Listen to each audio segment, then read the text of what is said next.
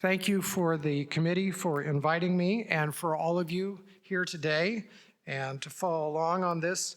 I think this conference is an example of what one theologian once said, that catechists should follow dogmaticians. But I think based on my lunch conversation today, where they were talking about furries, and I don't know what furries are, but I think it's dogmaticians chasing catechists. No? Okay, that wasn't worth the joke. So mine is a little bit off the topic, but very close, because in the Missouri Synod, we've always understood that our parish schools are doing catechesis. So I'm just going to really give an overview of the history of that and start with the history in Lutheranism in general, not just Missouri Synod. And I was worried I would copy some of what Pastor Kieser is doing, but he has only one sentence or two that repeats what I have. So you won't get repetition there. So the first section is Introduction and Overview. Why do Lutherans have elementary and high schools? Why don't they just let their children go to public schools like almost everybody else? And did you ever ask yourself that question? And do you know the answers to the question? Well, it's a long and complicated story, but the basic reason Lutherans have parish schools, that is, schools built and supported by the parish or congregation, is that Martin Luther told us to do that. It's how it worked in Germany, Scandinavia, and the Baltic nations, where Lutherans were dominant. This is also how it worked in the North American colonies in the United States, where there were Lutherans, until the state of Pennsylvania adopted its public school system in 1834. After 1834, the older synods of American Lutherans lost their parish schools because the public schools were cheap or free, and the public schools posed no obvious threat to Christian beliefs or morality at that time. The newer synods of American Lutherans, that is, those started in the 19th century, did not want to lose the language of their homeland. So as the Missouri Synod people immigrated here in the mid to later 19th century, congregations and schools were planted all over the Midwest, speaking German in church and school. Wherever those people moved to in the United States, including where I presently serve in California, they started German-speaking congregations and schools like those in the Midwest. And this all changed with World War I, when Germany became an enemy in the United States. Slowly but surely, church services and school classes in the Missouri Synod changed from the German to English language. Now, in each congregation, it happened overnight, but across the Synod, it took a long time, starting about 1914. But this time, the Lutheran churches, instead of losing their parish schools, found them blossoming in the 1920s. So why was that?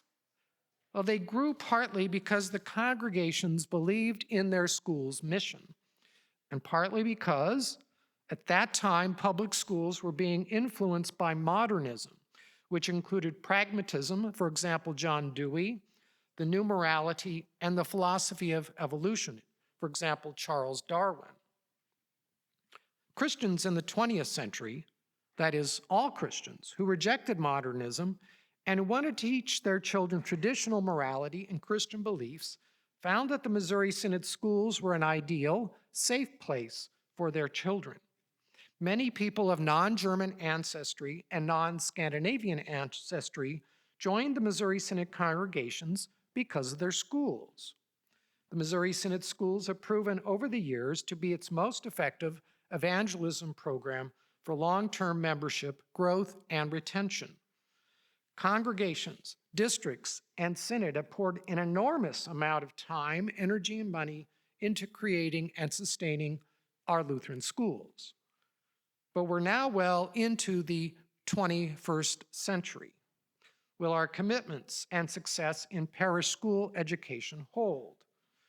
Will our Missouri Synod parish schools continue to affirm their founding principles and our wonderful heritage of Lutheran education?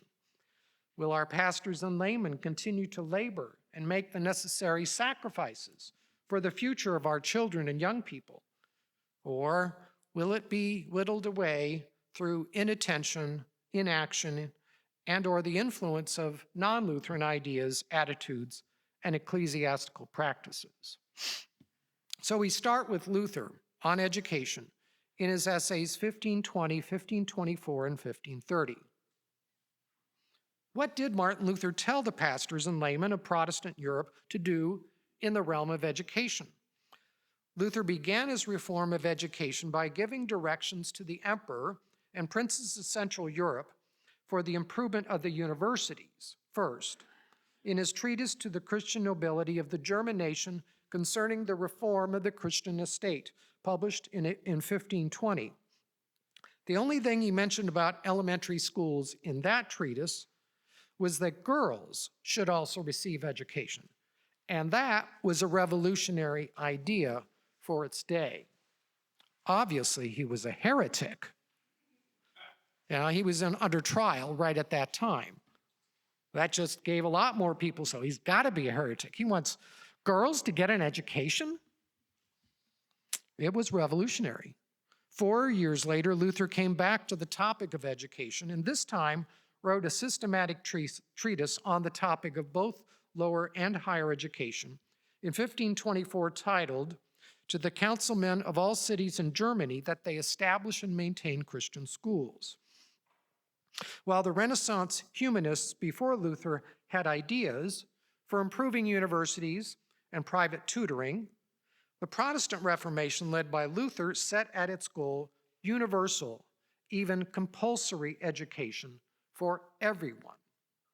Where the churches could not or would not supply education for children, Luther demanded that mayors and city councils supply the need.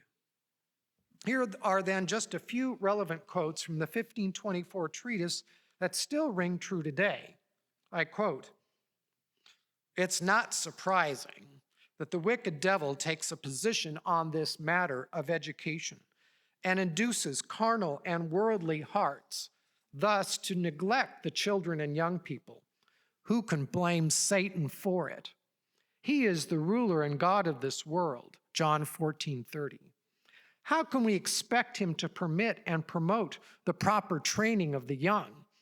He would indeed be a fool to allow and promote the establishment in his kingdom of this world of the very thing by which that kingdom must be most speedily overthrown, and which would happen if he were to lose that choice morsel, our dear young people. No one is aware of the devil's wily purpose. No one is on the alert, but just goes quietly along.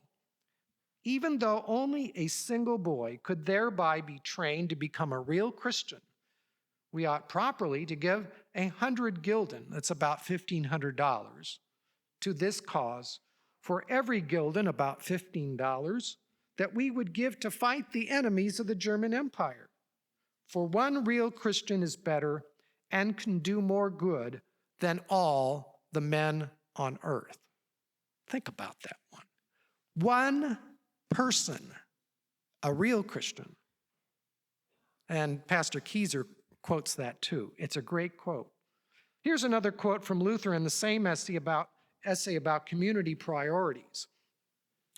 "My dear sirs, if we have to spend such large sums every year on guns, roads, bridges, dams, and countless similar items to ensure the temporal peace and prosperity of a city, why should not much more be devoted to the poor, neglected youth?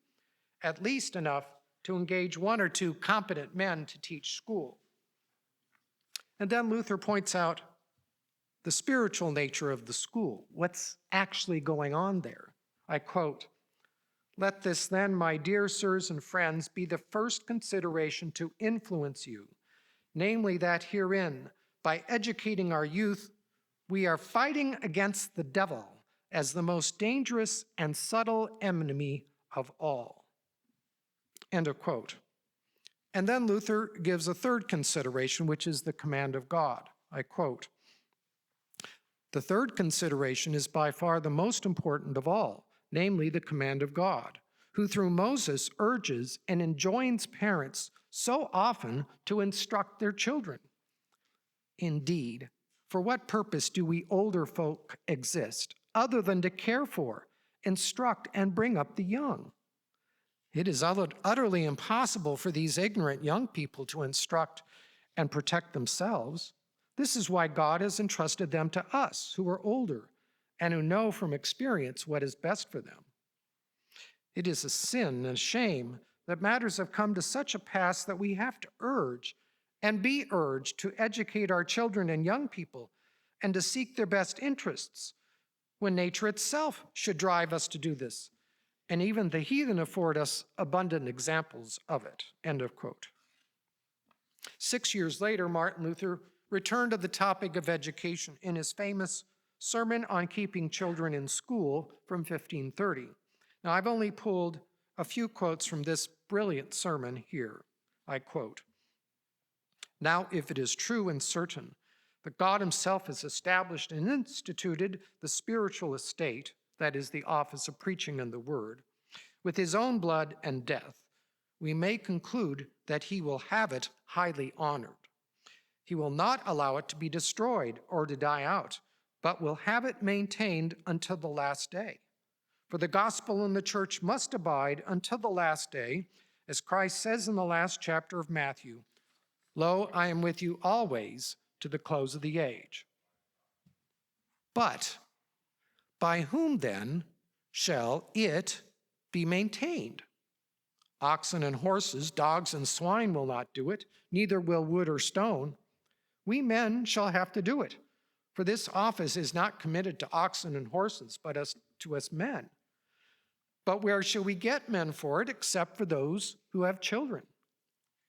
If you will not raise your children for this office, and the next man will not, and so on, and no fathers or mothers will give their children to our God for this work, what will become of the spiritual office and estate? The old men now in the office of preaching the word will not live forever. They're dying off every day, and there are no others to take their place." I always reminded of that every time I look at the Lutheran Witness obituaries. Classmates, every month. Bye, guys. Luther continues about 9 pages later. "In saying this, I do not mean to insist that every man must train his child for this office of preaching the word, for it is not necessary that all boys become pastors, preachers, and schoolmasters. It is well to know that the children of lords and other important people are not to be used for this work, for the world also needs heirs of ruling offices and estates, people without whom the temporal authority would go to pieces. I'm speaking of the common people, who used to have their children educated for the sake of the livings and the benefices, but now keep them away from learning to earn a livelihood." Luther then elaborates, which I don't quote, on the need for education of children and youth, for civil government, for lawyers, for jurists, for city officials, soldiers, and for writers. And then he writes this, I quote, "At this point, I should also mention how many educated men are needed in the fields of medicine and the other liberal arts. Of these two needs, one could write a huge book and preach for half a year. Where are the preachers, jurists, and physicians to come from if grammar and other rhetorical arts are not taught? For such teaching is the spring from which they all must flow. To speak of this here in detail would be too big a task.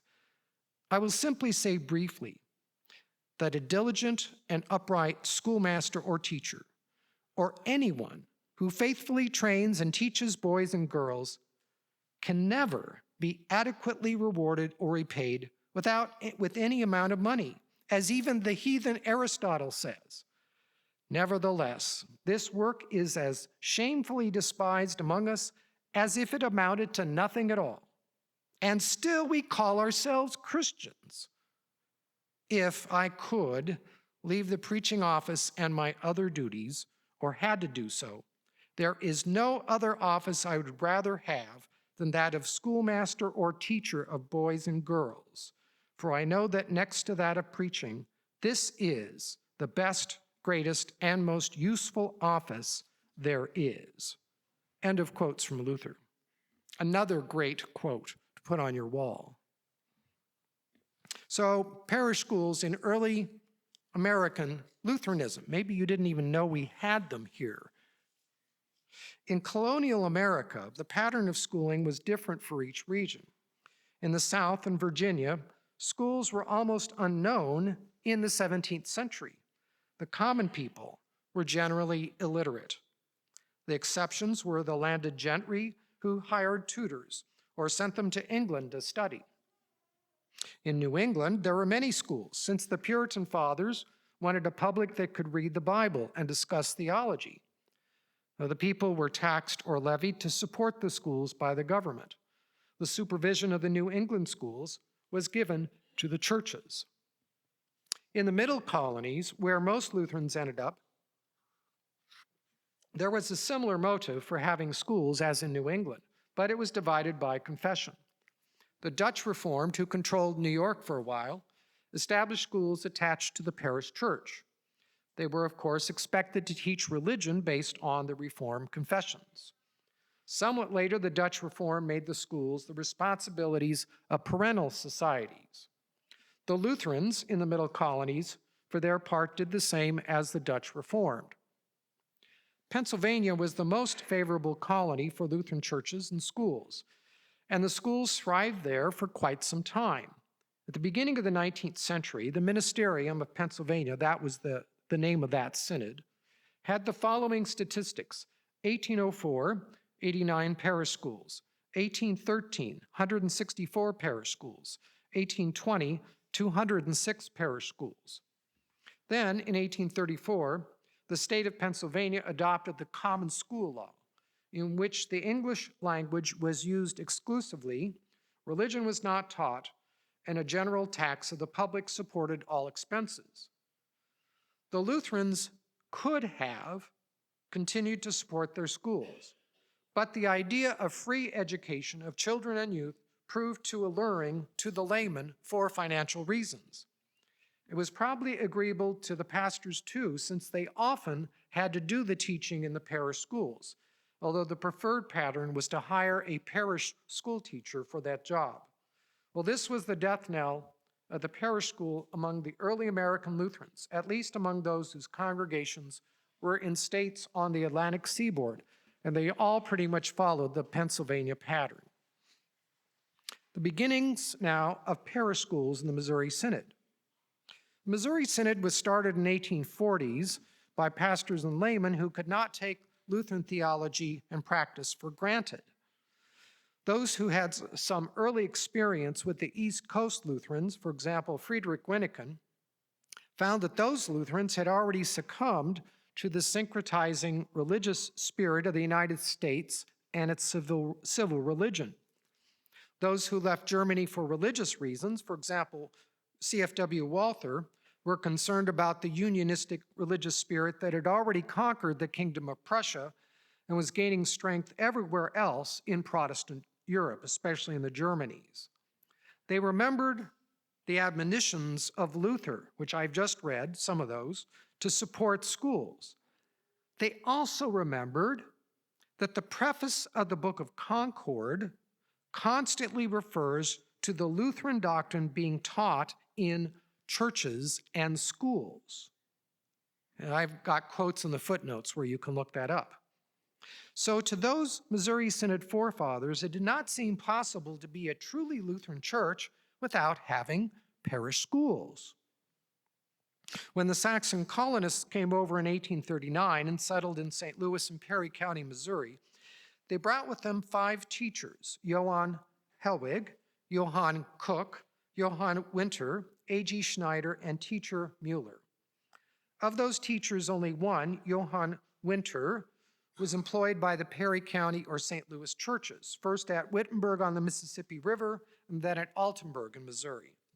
By 1844, Winter was in charge of a school of 53 pupils in Altenburg.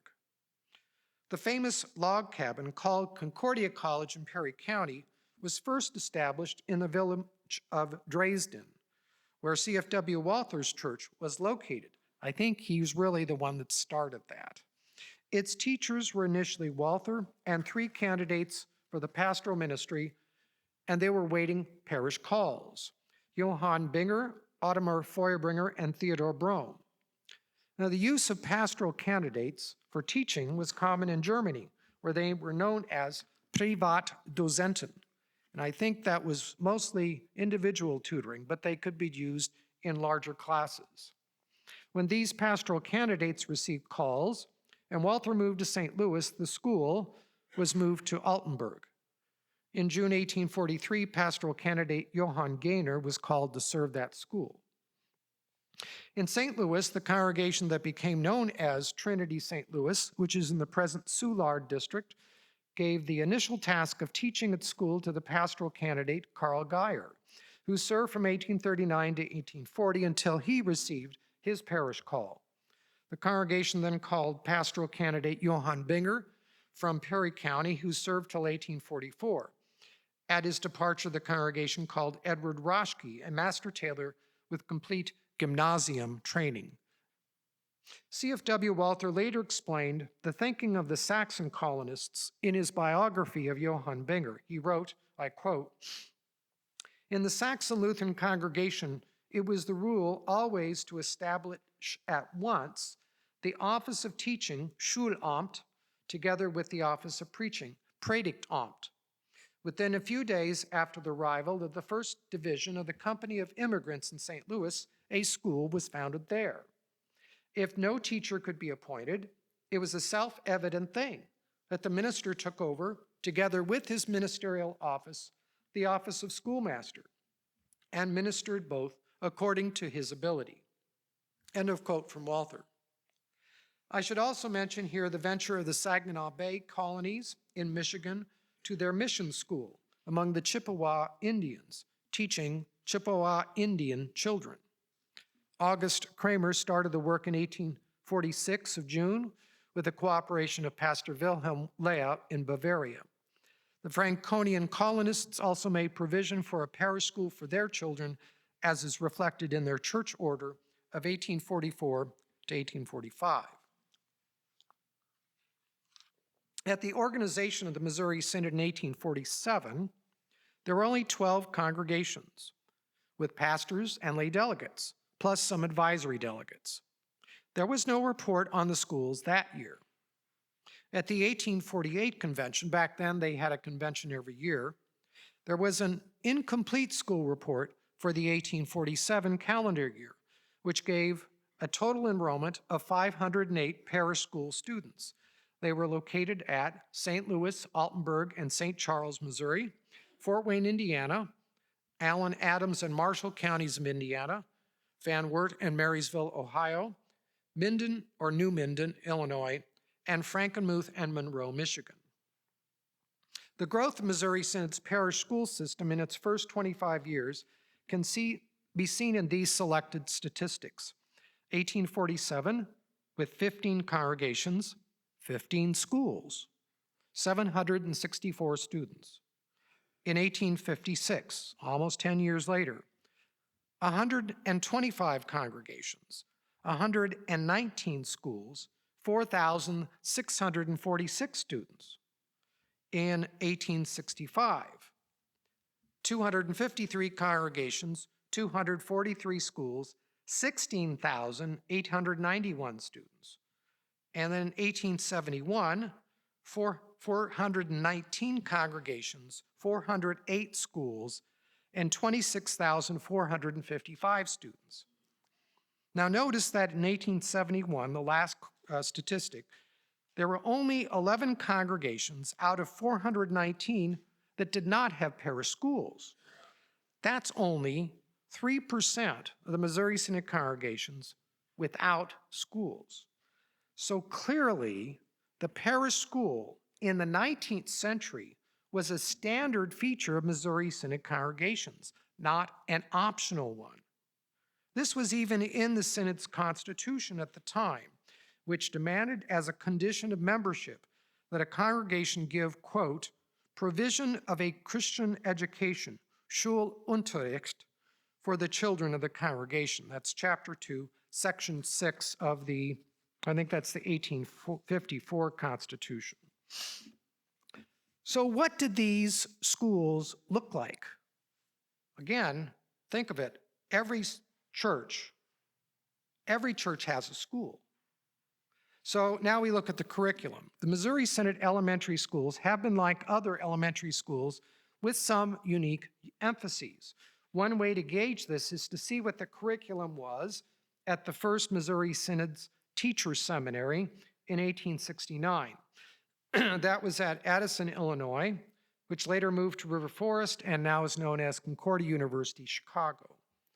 3 professors were employed by the Synod at Addison to teach young men the subject matter and skills, so you're teaching teacher candidates, the skills that they would then use to teach their elementary school age students. And this was a 5-year course of study. The following list is class assignments for those 3 professors. The numbers refer to periods taught in that subject per week, so you're looking at it from the standpoint of the professor. But all these courses had to be taken by the students. There were no, what do they call them, options? What do they call those things? There were no electives. This was the course of study.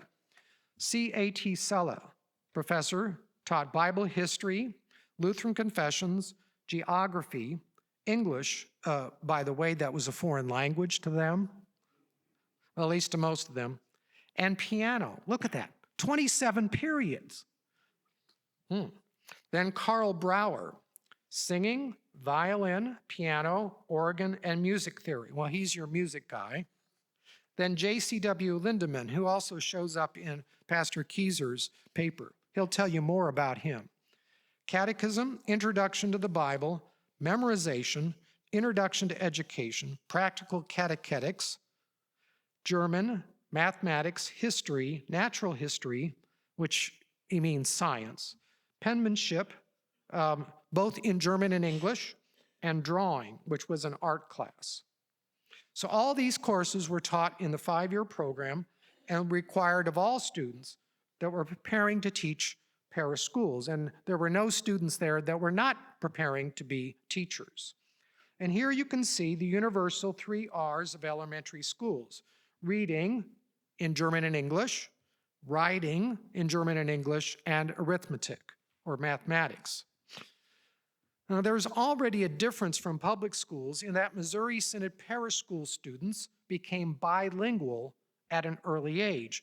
If their parents only allowed them to speak German at the home, which my grandmother, Missouri Synod grandmother, grew up that way, then they learned English at the school.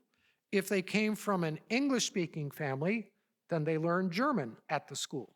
So everybody was bilingual, at least in this period of time. Geography, history, science, and art are still common subjects in elementary schools today. And we would expect the history and science courses to have Christian emphases and perspectives as is proper. And what's unique about this curriculum is, of course, its religious subject matter, and there's a lot of it. And surprisingly, its depth and excellence in music. All elementary school students and their teachers in the Missouri Synod were expected to learn how to sing. All elementary school teachers were expected to learn how to play piano, violin, and organ. There's somebody back there that's learning how to play violin. Good for you. With piano getting 6 times the number of course hours as violin and organ. So in other words, every teacher graduating from Addison could play piano with skill and use it to lead singing of hymns and songs in the classroom. There was a piano in every classroom in the parish schools. With this foundation, the Missouri Synod trained future congregation members to participate in worship with a great literature of Christian hymnody and Lutheran liturgy. The Lutheran Church in America, and especially the Missouri Synod and its allies like the Wisconsin Synod, thus truly became a singing church far beyond its peers. The parish school and the Lutheran Synodical Conference. The idea of the Lutheran parish school was not unique to the Missouri Synod. As we've previously seen, the idea and practice came from Luther and was found in the United States prior to the arrival of the Missouri Synod. After the Civil War, there were several Lutheran synods in the United States west of the Appalachian Mountains that spoke German, Norwegian, and/or English, and they were all in church fellowship. The expression of that fellowship on an organizational level was called the Evangelical Lutheran Synodical Conference of North America. You can see that title on the title page of the Lutheran hymnal. It's that organization that put that hymnal together. It included at various times Missouri Synod, the Concordia Synod of Pennsylvania and other states, the English Synod, the Michigan Synod, the Nebraska Synod, the Nebraska Synod's in there. What happened to them? Oh, whatever. The Ohio Synod, the Slovak Synod, the Evangelical Lutheran Synod of Illinois, the Minnesota Synod, the Norwegian Synod, and we know what happened to them, and the Wisconsin Synod. In later years, the Norwegian Synod split, and the smaller of the two parts, called the Evangelical Lutheran Synod, or the ELS, also joined the Synodical Conference when the larger portion left. Now, this is significant for the Lutheran schools because in 1877, this conference of leaders from all these different synods discussed the following thesis, Thesis 12. It is exceedingly inconsistent with the Church's confessional position if an ecclesiastical body which calls itself Lutheran and wants to be Lutheran does not, to the extent that it is able, show earnestness and zeal to establish orthodox parochial schools where they do not exist. Sounds like a heavy dose of the law there. Yeah, we need reminders, we need admonitions. And then Thesis 13. It is a further inconsistency with the Church's confessional position if a Lutheran fellowship does not insist that in its congregations only Orthodox liturgical books, hymnooks, catechisms, instruction, and devotional books be used, or if it does not do its utmost to see that unorthodox books of this type be done away with, where they are in use, and orthodox books be introduced. I think we could use that admonition too. Not all of you, but you know what I'm talking about. The discussion that ensued at the conference in 1877 spent most of its time on Thesis 12. The report about Thesis 13 indicates that the term instructional books was intended to refer to books used by the parish schools, described in Thesis 12. The report after this and the proceedings of that conference include this statement, which was a result of the discussion of the two theses, and I quote, "An additional major reason which should spur us on to establish parochial schools is also the mission work which we are thereby able to carry on among the children of those people who do not belong to our church. Experience teaches that many such children can be won, and that after confirmation they still remain faithful.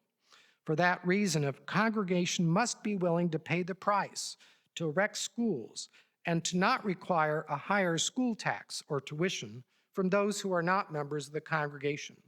In this way, we can conduct a great mission activity and through the children win the parents themselves." End of quote.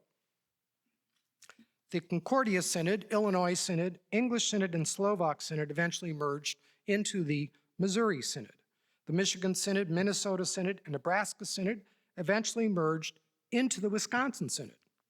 All these synods were the most zealous in establishing parish schools, with the result that their laymen became very knowledgeable in Lutheran doctrine and Bible.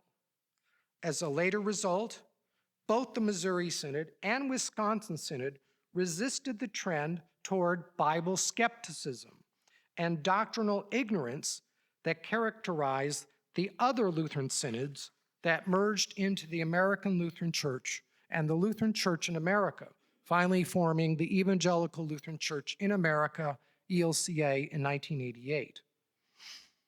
Now, I'm a historian, and Historically, it is difficult to determine chief causes, but there's no doubt about the correlation of the commitment of those synods that established parish schools and their later faithfulness to the scriptures and the Lutheran confessions, generations later. This was indeed the intent of our forefathers, as can be seen in the essays given in the Missouri Synod's Western District in 1870 and 1871, and the Missouri Synod's Synodical Convention in 1872 at the Synod's Silver Jubilee. You can look that up in the footnotes.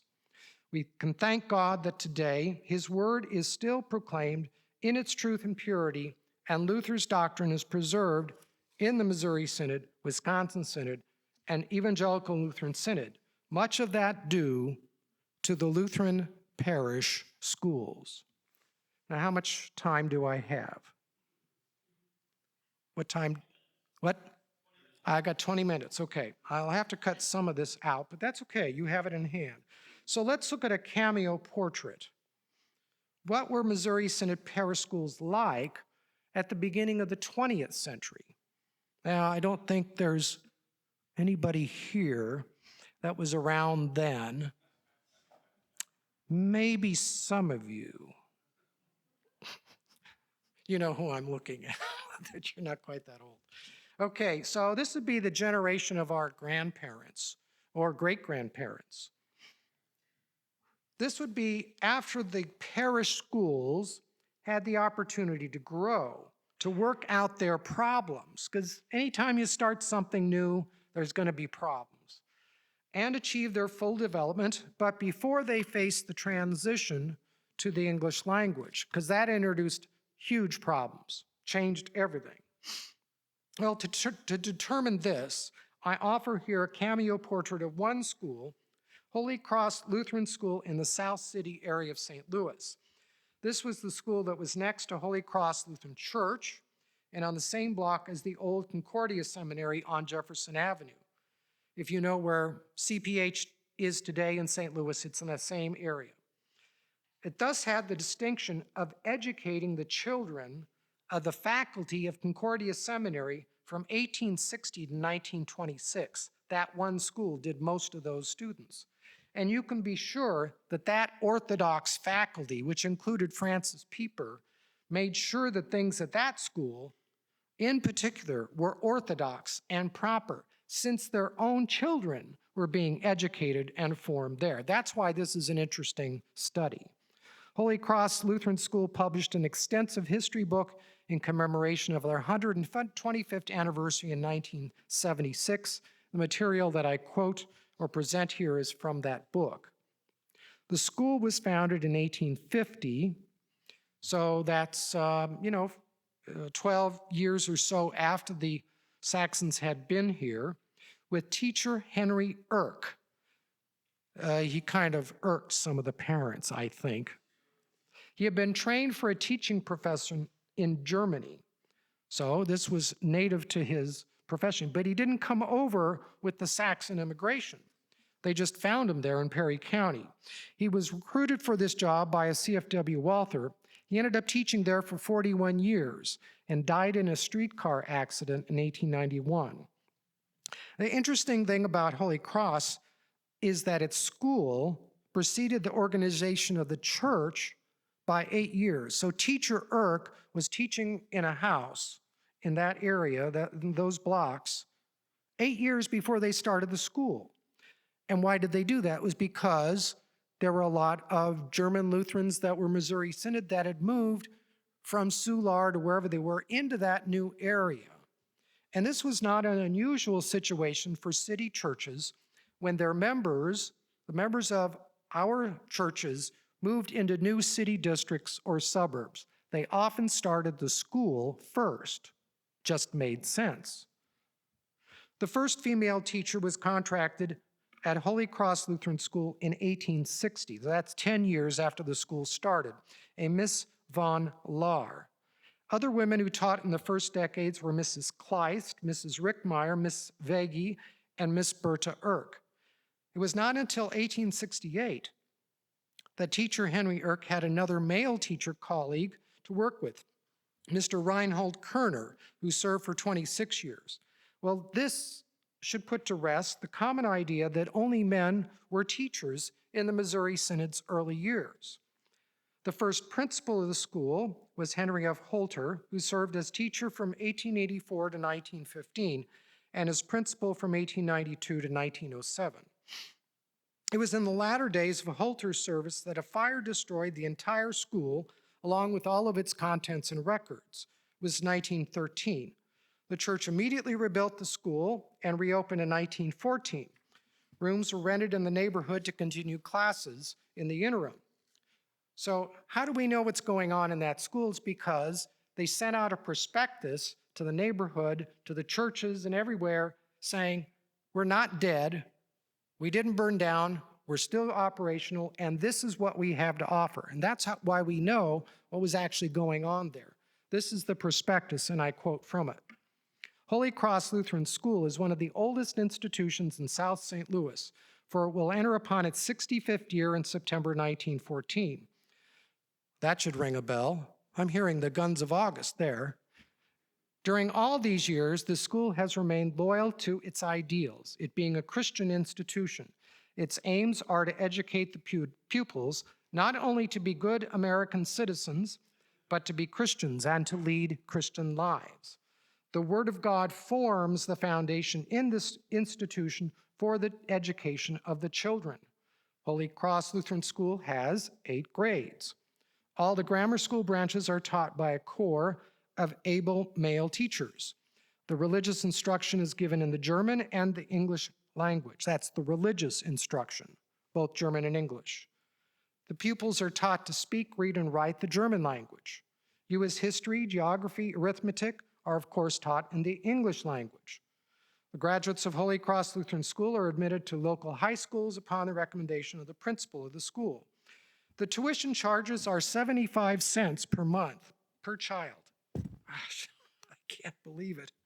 If there are 3 or more children from one family, you get a tuition break. So that's $2 per month. And this is the big thing, the big innovation, because they were the first ones to do this in the Missouri Synod. A kindergarten has been added to the school. The instruction in the kindergarten is for free.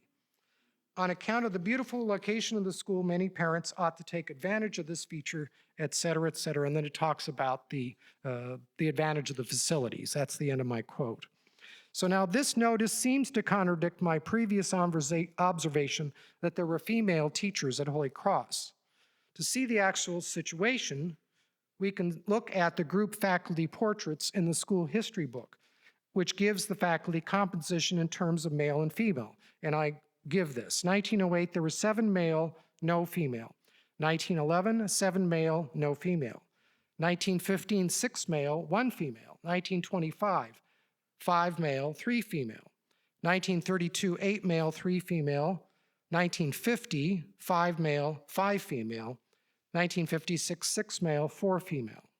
Now, this does not, of course, tell us anything about which grades or courses the females taught or their own education. But it does tell us, for most of its history, Holy Cross Lutheran School had a co-educational faculty. Missouri Synod parish schools after the transition to the English language. How is the Lutheran parish school understood in the Missouri Synod after the Synod had transitioned to the English language and before it began to be influenced in certain places by modernism and theology and educational theory? And this modernism, that influenced Pastor Kieser will explain that in his paper. For a window into this period, we can look at Edward W.A. Kaler's A Christian Pedagogy, published in 1930. At the time, Kaler was teaching a required course titled Christian Pedagogy at Concordia Teachers College in River Forest, Illinois. So this book then tells us what the college students who were planning to be Lutheran teachers were being taught at the time. Kaler admits in the foreword in his book that the general groundwork of the present volume and much of the subject matter was taken from J.C.W. Lindemann's excellent chapters on Schulerziehung, that's school training. And again, the Lindemann is in Kieser's paper. Lindemann had been the president and professor at Addison Teachers Seminary from 1864 to 79. So that means that the ideas and practices in 1930 in Kaler's book go back to the beginning of the LCMS elementary education program and demonstrates great continuity across the 19th and 20th centuries. At various times in the LCMS elementary education program, its leaders looked to the public schools for ideas into their methods and practices. Regarding the public schools, Kaler said this, I quote from his book, "We ought to be very careful in our criticism of the public schools. We must not imagine that because they lack Christian instruction and training, they're also of no count in other respects. Let us study their courses and their methods, their requirements and their achievements, and make use of whatever is sane, good, and profitable." Kaler also said in that book, quote, "We must not create the impression as though we expect the state schools to make suitable provision for the Christian instruction and training of children. We oppose every attempt on the part of the state to do that. It is in the interest of the state to provide facilities for the education of its citizens. But it is no fault or neglect of the civil authorities if they do not provide a religious education.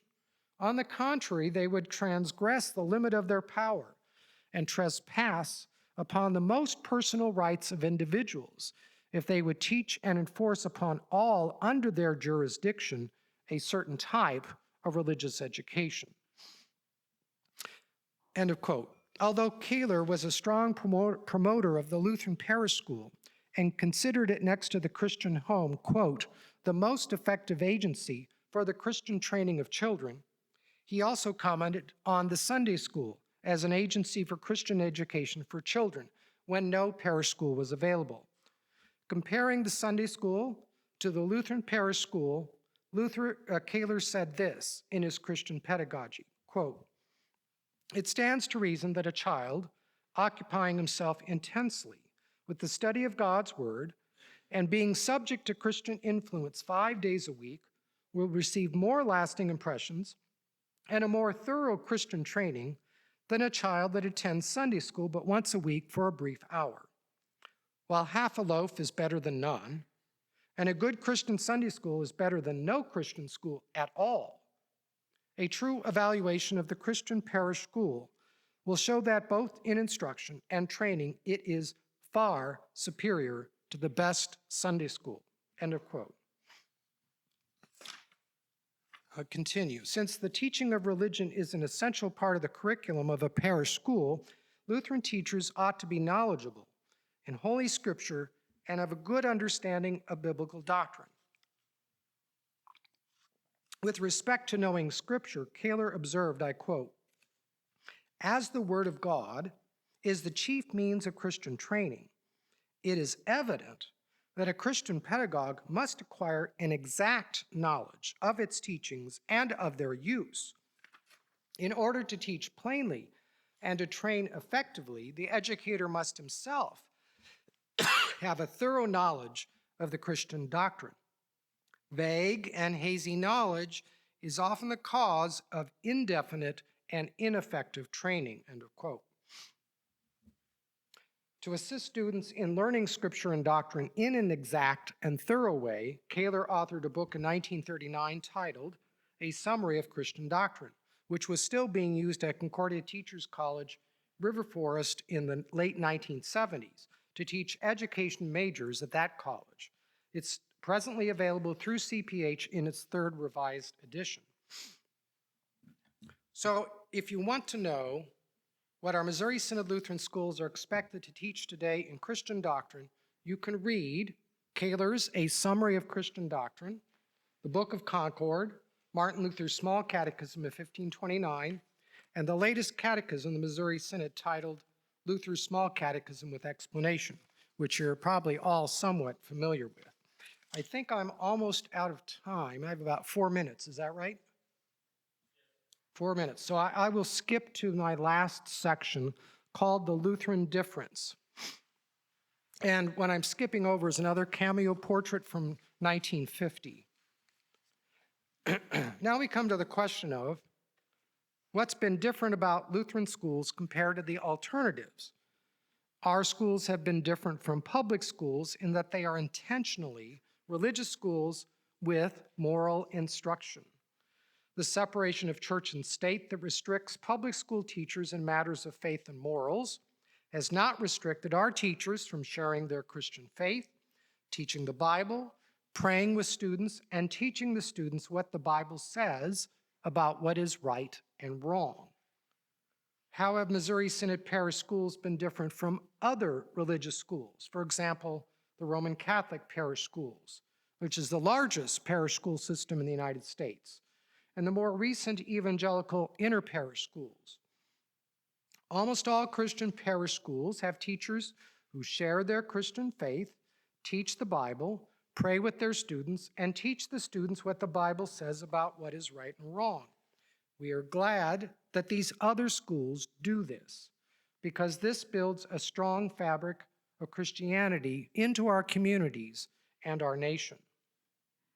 But there have been some differences in Lutheran schools simply because we are Lutherans.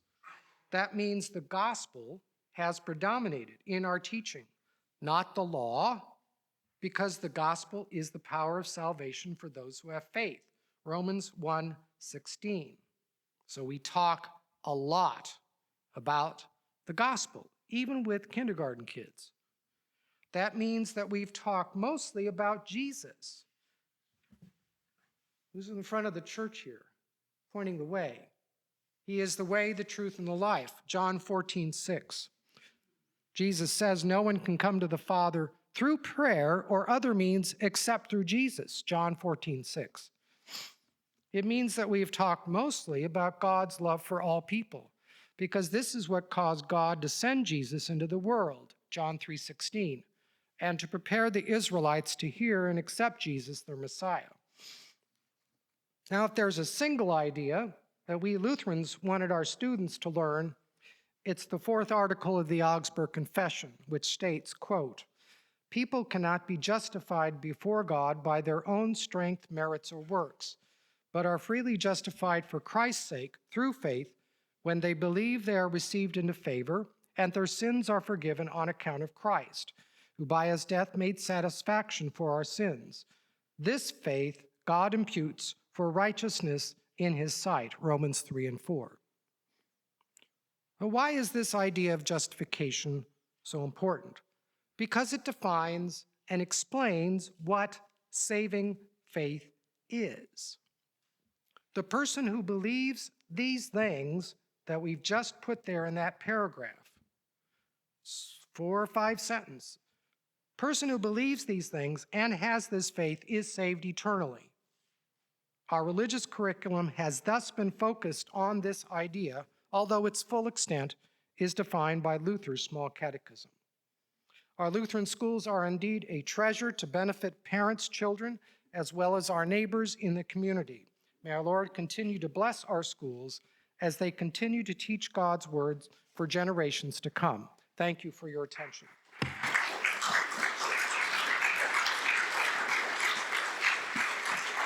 Craig Meissner from Holy Cross, Kansas City. I started seeing some red flags when you got to page 8 with Kaler's assertions about the public school and adopting the methods and whatnot, and material available from there. Actually, I was sort of seeing it with the transition from German to English, but you know how that goes.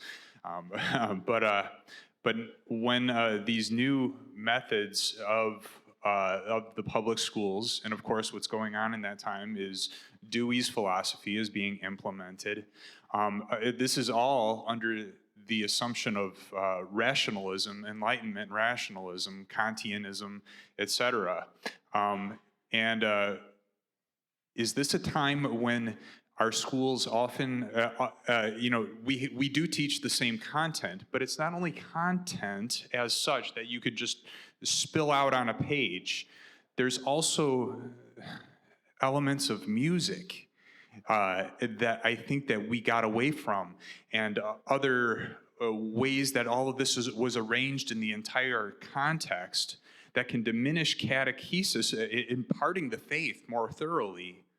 You know, it's not just the the medium, but the message and the medium are both important. And is that the time where we're getting away from those older media? So good, thank you, Craig. Excellent question, and I asked myself the same question when I put those quotes in there, and I'm thinking, well, did Edward Kaler know what was going on at the University of Chicago at that time, or at Harvard, or at Yale? It could be because who made this comment? I think it was actually Herman Sasse made a comment about our faculties after we had the transition of faculty. You know, we lost a lot of our faculty at St. Louis in the 40s. And in the 50s, we had a whole brand new group of people, and it was about the time that Herman Sasse came over after the war. And he said something to the effect that they quote these German authors, but they have no idea what they're actually saying. So I think probably that there was a degree of insularity. That means you're insulated from the ideas, maybe not intentional, but I don't think they really knew what was going on. And I think when we hear Kieser's paper, he'll kind of explain how that came in. Because I know when I was at Concordia River Forest, and I remember some of the professors were in favor of the pragmatic ideology for education that Dewey brought in, and others were against. So the question among the students was always, do we or don't we? You remember that, right? So it was kind of controversial even when we were there. So I think that's a historical study that maybe if somebody has not done it it had to be done at the doctoral level, is to say, how and when did these ideas start percolating into our, because we only had up until, what was it, when did Concordia St. Paul go 4 years? Did anybody know? Nobody knows. I think it was in early 60s or late 50s. So up until the late 50s, we only had Seward and River Forest as teacher seminaries or teacher colleges. So all you would have to do is to look at their published journals or the LEA and see, are they talking about what's going on in American education or English or German education? I don't know. I don't exactly know, but it's apparent to me that I think that Kaler is somewhat ignorant of what's going on, but maybe it's just going on in the laboratory classrooms, because I think what University of Chicago did, somebody can correct me, I think it also what happened at Columbia in the Teachers College there is that they have what they call laboratory classrooms, where they were experimenting with different ways of teaching students. And they were following Dewey's idea of that experience is the basis of knowledge. That's the basic idea. I could be wrong. Again, Kieser will correct me. So I don't think that in 1930, or even later in the early 50s, our Missouri Synod faculties were really aware of that. But by the 70s, I know they were into it. And they saw the Ivy League, the top teacher colleges in the United States as kind of what they wanted to follow. And they didn't really have a critical eye toward it, which was a mistake. They should have been saying, well, this is what Kaler says. If you listen to what he says is, we have to make use of whatever is sane, good, and profitable. So he's saying we need to look at things with a critical eye, because we have a different approach and we have different goals. Because all that the parish schools, the public schools want to produce are two things. They want to make good citizens, and they want to make valuable citizens that are good workers. That's it. But we also want to make good Christians out of them. And so that's a whole other thing, and that takes a lot of time. And we don't want the ideologies of what makes a good citizen to some government officials. We don't want that influencing what we're doing in the Christian way of things. So I think they were they didn't really know what was going on then. So it's in hindsight. I mean, I think it's the same thing with the Concordia Seminary in the 1950s, where it started going liberal. The rest of the church didn't know that was going on. until some guys were whistleblowers. Confessional Lutheran by Bergdorf was the first one to do that and say, do you know what they're teaching over there? And then people start saying, no, what are they teaching over there? Well, why is this pastor teaching this strange stuff about Moses and Jonah and all that? Where do you get that? But that was in the mid-50s. So it takes a while for people to realize. So I don't know if that answers the question, but that's my take on it anyway. Yes, sir. I'm Pastor James DeLoach from Zion Lutheran Church in Kearney, Nebraska. Pastor Loach, pleasure to meet you. And we are blessed with a parochial school. What I find pastorally is when it comes to finding good resources that have been laid out in terms of providing a matrix of, catechetical memory work along with hymnody and liturgy and the like, there's a dearth of materials. What we get currently through Concordia Publishing House doesn't have the depth that could be utilized in that context. So, are there resources out there? And if some of the guys today and tomorrow can point me toward those, that'd be marvelous. But secondly, I served a congregation in Louisville, Nebraska, that had a school until 1918, when a cross was burned outside of the church property, telling them that they should no longer use German. And it was within a few years after that the school was closed. What I wonder, as you were talking about the pastor having that duty, how on earth did he get everything done that he had to get done across the board? Yeah, so that's a good question, and I think the pastor realized his limitations really quickly, and if he didn't, his wife told him, or his congregation members told him, some guys could do it. That some guys can fly by the seat of their pants, as they say. That's actually a pilot thing. You can feel the airplane moving with you, and you just go. You go with the flow. Some pastors can do that. They don't have to prepare sermons. They look at the text and bang, they're ready to go. Me, I have to work on it for 10 hours at least. It depends. So I think some of it was expecting too much out of the pastors. It said there in my thing that the preferred thing was to have a school teacher. But some churches were some villages, really what they were in the rural parts of the United States, were too small. It's all they had. So they had to deal with what they had. Some people didn't complain too much. But when you get into a bigger city or a town, then you're going to expect a teacher. But yeah, there was also a number of my quotes came from a really good book. For those of you that are interested in my topic, it's in my bibliography. Wayne Schmidt was a professor of education at Concordia Seminary, late 90s.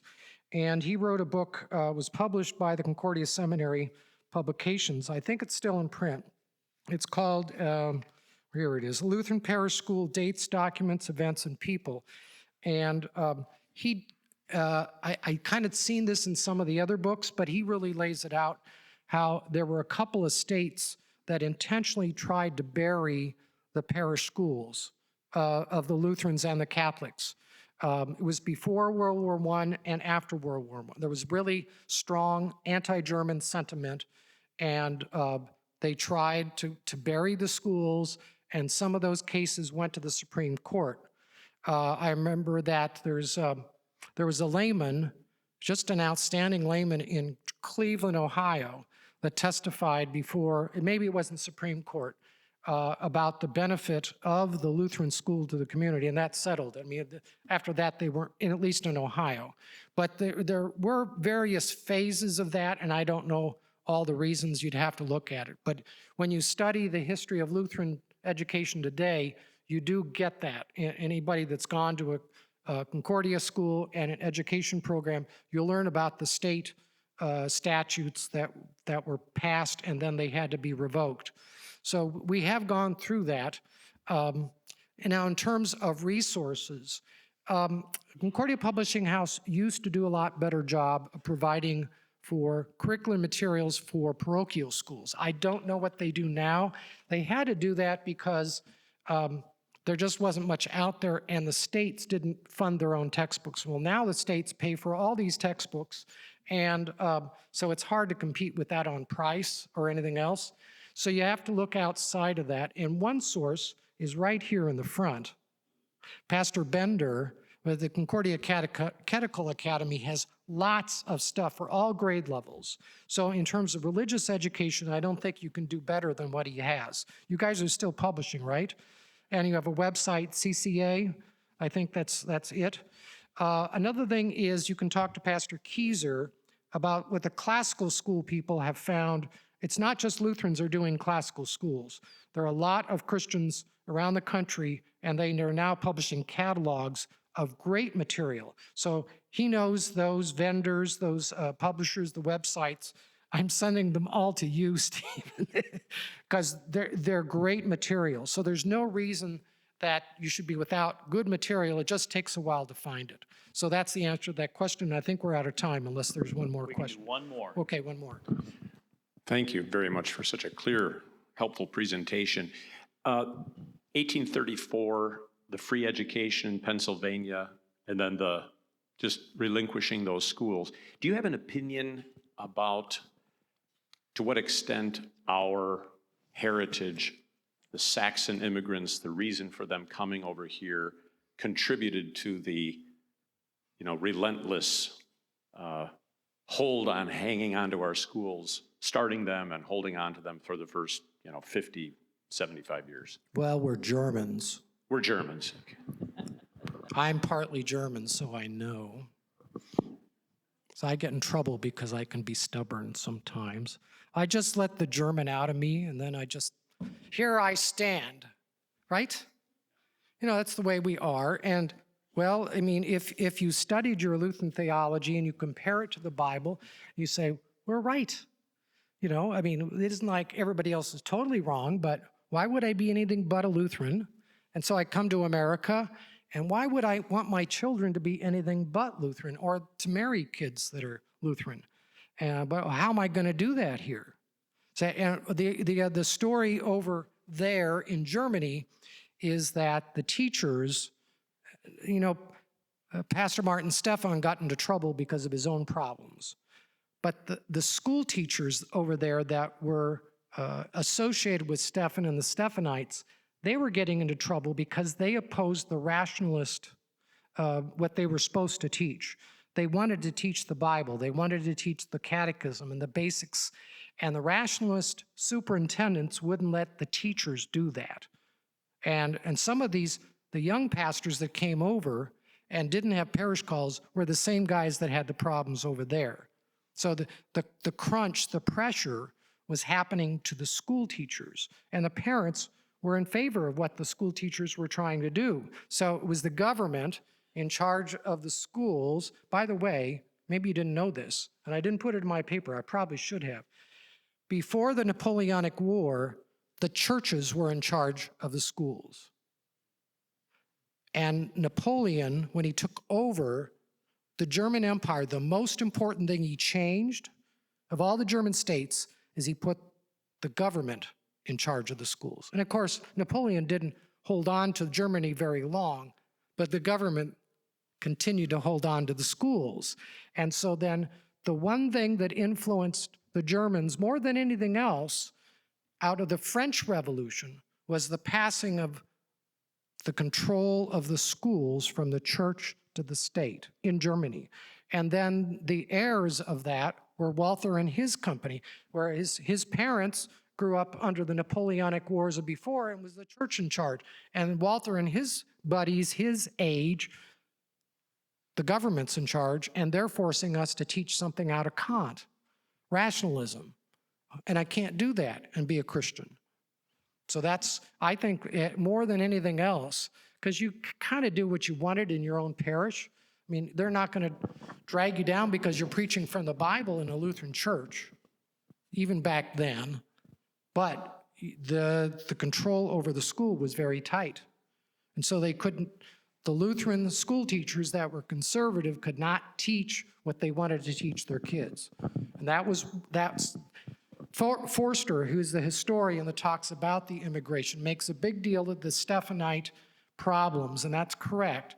But he just mentions this issue, and I think somebody could do a whole dissertation on the role of the German school teacher prior to the Stephanite immigration and the dissatisfaction. Everybody was unhappy with that in the German states. It wasn't just them, but they're the ones that decided, we're not going to try to fight this. We're just going to leave and start our own churches and schools. That's why. Thank you. Good question. Thank you very much.